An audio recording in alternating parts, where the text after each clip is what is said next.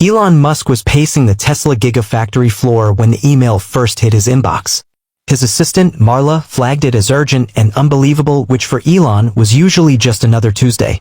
But something about the subject line froze him in place. Teenage boy outsmarts Tesla AI team, immediate attention required. Curious, Elon clicked. Inside was a detailed report from Tesla's Open Challenge program, an initiative where outsiders could try to solve Tesla's toughest AI and engineering problems for prize money.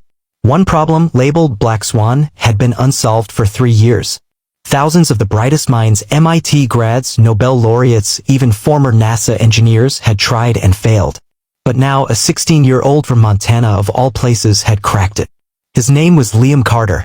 And according to the results, not only had he solved Black Swan, he had also optimized it, making Tesla's self-learning AI 17% more efficient, a leap Elon hadn't thought possible for another 5 years. Who is this kid? Elon muttered aloud. A few quick keystrokes pulled up Liam's profile. No formal education beyond a rural high school. No prestigious mentors. No elite competitions. Yet here he was, casually breaking barriers even Tesla's top AI minds couldn't budge. Within minutes, Elon ordered a private jet. Tell the boys' parents, Elon said to Marla, we're coming to Montana. When Elon's sleek Gulfstream G700 touched down in Bozeman, the locals barely took notice. He loved that. No media circus. No flashing cameras. Just the chilly Montana wind, the vast sky, and a mission that buzzed like electricity in his veins. Liam's home wasn't what Elon expected. No mansion, no futuristic tech hub, just a simple 2-story house surrounded by towering pine trees and a faded basketball hoop in the driveway. A Labrador barked excitedly as Elon and his small team approached the front porch. Liam's mother, Sarah Carter, greeted them warmly. She looked exhausted, like someone carrying the weight of a secret too big for her world. He's out back, she said, voice trembling slightly. He built something he wants to show you. Elon's heart raced a little. He had met geniuses before, real ones, but there was something different about this. An unpredictable energy in the air, almost like nature itself was holding its breath. As they rounded the corner of the house, Elon saw him. A skinny kid, mop of messy brown hair, oversized hoodie, jeans torn at the knee. Standing next to a massive metallic structure, half drone, half hovercraft. Liam turned, squinting in the afternoon sun. You must be Elon, he said casually, like he was greeting a neighbor at the grocery store. Elon chuckled. And you must be the guy who just made my entire AI department question their life choices. Liam grinned. Maybe. Then, without hesitation, the boy handed Elon a controller, sleek, compact, unlike anything Elon had ever seen. Want to see what real innovation looks like? Liam asked. Elon nodded, excitement surging through him. Liam tapped a button. The machine behind him hummed, then against all laws of physics Elon thought he understood, it lifted off the ground, silently, steadily, with a grace even SpaceX's best prototypes hadn't achieved. The drone spun, performed complex aerial maneuvers, stabilized itself against sudden gusts of wind, and then, most shockingly, shifted shape midair, adapting to different flight modes seamlessly. Elon stood there, stunned. This wasn't just impressive. This was decades ahead of anything Tesla, SpaceX, or even DARPA had.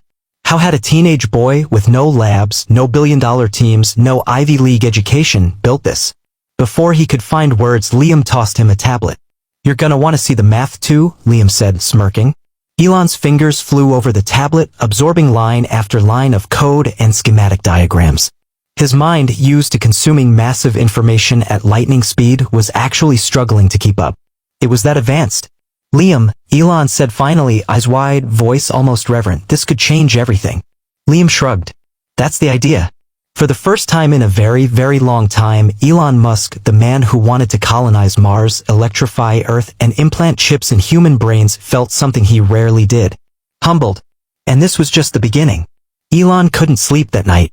He paced the modest guest room of a nearby inn, the ancient wooden floorboards creaking beneath his feet.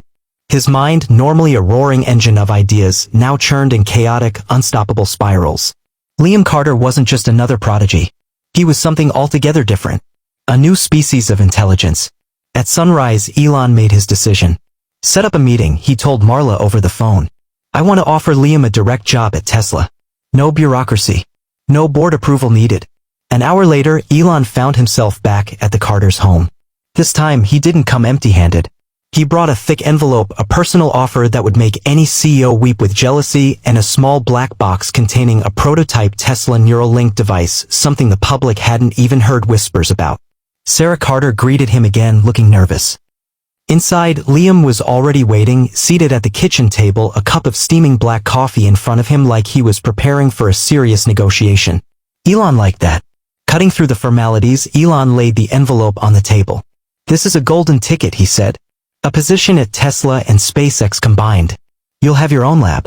Unlimited funding. Best minds in the world working with you. Total creative freedom." Liam didn't even glance at it. Instead, he leaned forward, resting his elbows on the table, and asked quietly, "Why?" The question stunned Elon. "Why what? Why me? Why now?" Liam's voice was steady, probing. "You've built rockets, revolutionized cars, created AI that learns by itself. Why chase a 16-year-old kid from Montana?" For the briefest moment, Elon hesitated, something he almost never did. "Because you're the next frontier," Elon admitted. "Everything we've built, it's still based on old models of thinking. But you, your work, it's a window into the future. A future we can't reach without minds like yours." Liam sat back, expression unreadable. "You think you're ready for the future I can create?" he asked. The room seemed to shrink, the air charged with tension.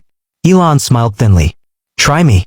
Without a word, Liam reached into a battered backpack by his side and pulled out a battered USB stick. He plugged it into the tablet and spun it around for Elon to see. "This," Liam said, "is Project Helios." Elon stared at the screen. Detailed schematics of a new propulsion system unfurled, a hybrid between ion drives and quantum field manipulation. The kind of propulsion system that, in theory, could make interstellar travel feasible within a human lifetime. "No way," Elon whispered, scrolling through the dense files. The math checked out. The engineering principles, though completely foreign to anything he had seen, made logical sense under advanced theoretical physics. It was breathtaking. It was terrifying. It was impossible, and yet it was real. "You want to hire me?" Liam said calmly. "You're thinking too small." Elon looked up sharply. "Explain," he said. "You still think in terms of companies, of products, of Earth." "But that's just phase one," Liam said, voice low but steady. "My mind doesn't belong to Tesla, or SpaceX, or Neuralink." He pointed to the projection of Helios on the tablet. "It belongs to this. For humanity to survive," Liam continued, "we need to become an interstellar species faster than you ever planned. Climate change, AI risks, geopolitical instability, your timelines are too conservative." Elon listened, fascinated. "You have 15 years at best," Liam said, eyes locked onto Elon's with unsettling intensity. "Maybe less. And you're saying you have a plan?" Liam nodded. "Not just a plan. A blueprint. A roadmap to turn Mars into phase one of humanity's expansion. But we can't use your current tech. It's too primitive." Silence hung between them. For the first time, Elon Musk, the man who had stood before rooms of generals, scientists, presidents, felt the weight of another mind completely outclassing him. It was thrilling. And terrifying. "So," Elon said after a beat, "what happens now?" Liam leaned forward again, his expression unreadable. "Now," he said. "Now you have to prove you're worthy to help me build it." The challenge in his voice was unmistakable.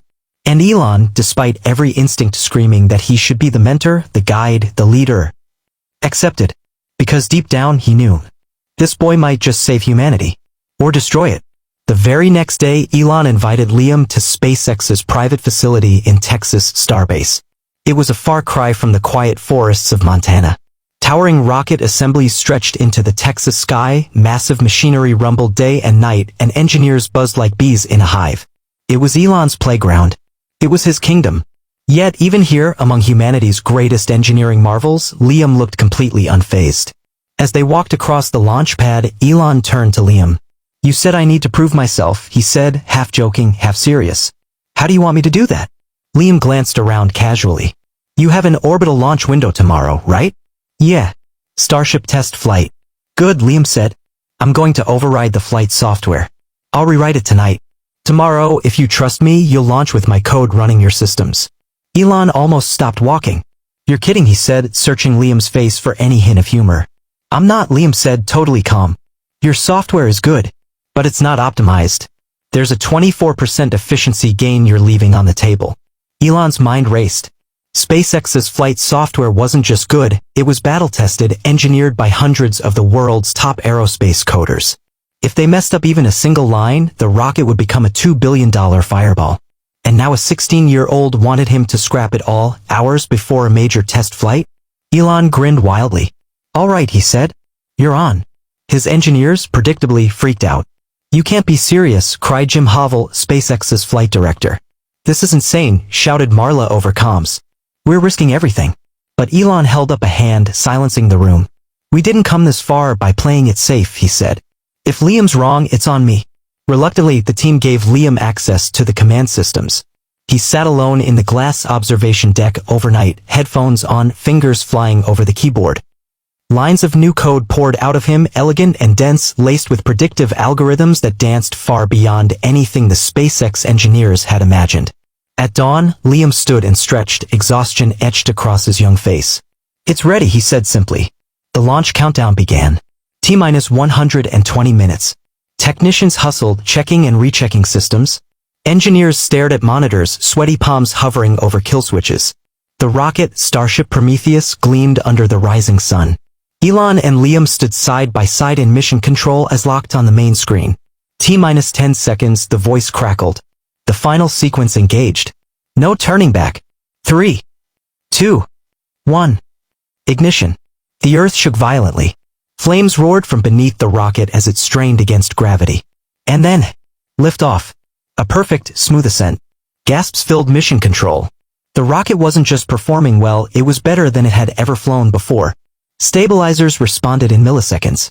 Course corrections happened almost before the sensors picked up environmental shifts. It was as if the ship itself had come alive. Elon watched, stunned, as the Starship performed a textbook orbital insertion.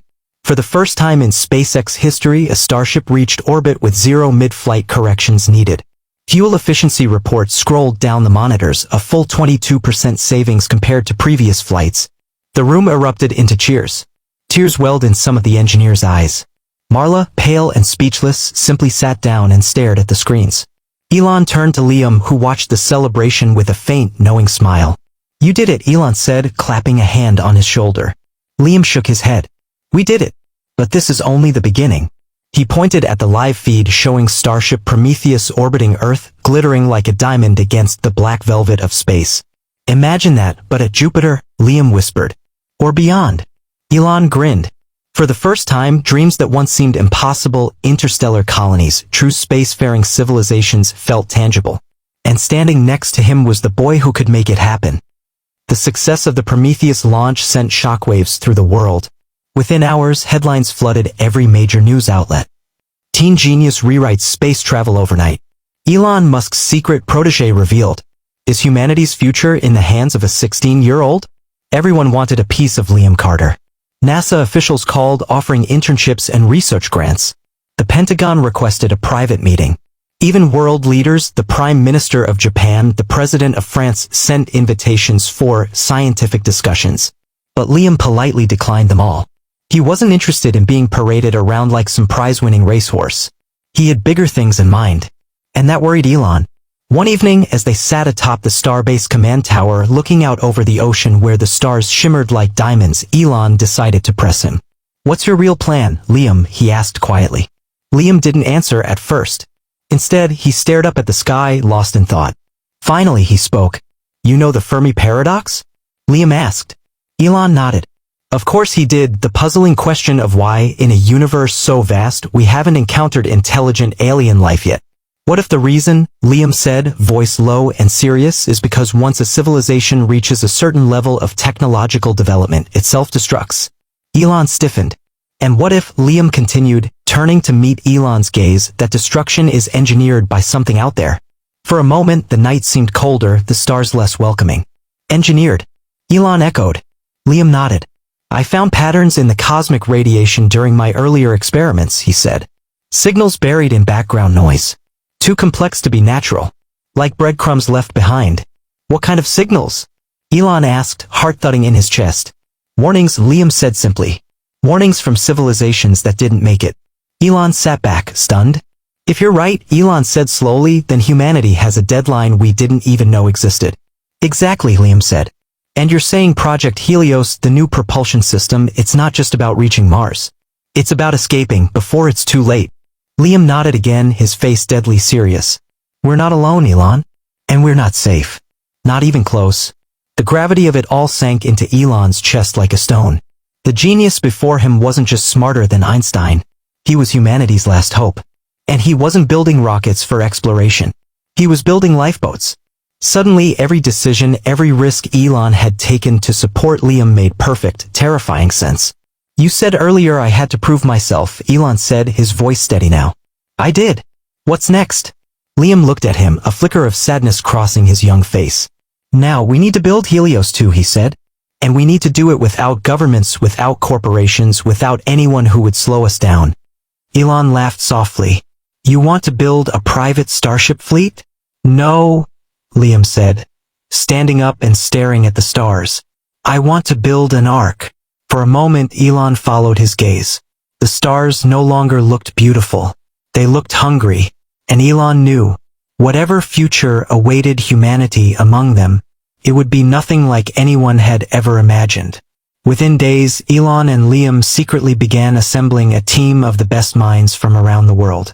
They operated out of an abandoned oil rig off the coast of Texas, retrofitted into a hidden floating laboratory, far from prying eyes and government interference.